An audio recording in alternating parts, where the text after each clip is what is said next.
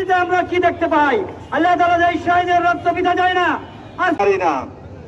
যে 28 অক্টোবর আমাদের ভাইদের রক্তে পল্টন ময়দান রক্তাক্ত হয়েছিল, পল্টন মোড় রক্তাক্ত হয়েছিল, যে শাহাদাতের বিনিময়ে আজকে বাংলাদেশের একটি বিপ্লবী তরুণ সমাজ গড়ে উঠেছে।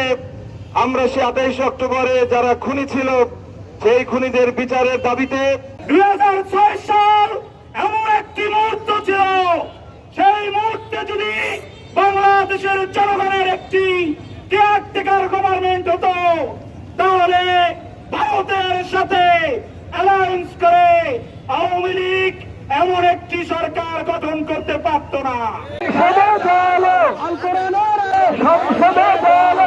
তোমার নেতা ফাঁসি ফাঁসি ফাঁসি চাই, ফাঁসি চাই, ফাঁসি ফাঁসি ফাঁসি বিচার চাই, বিচার চাই।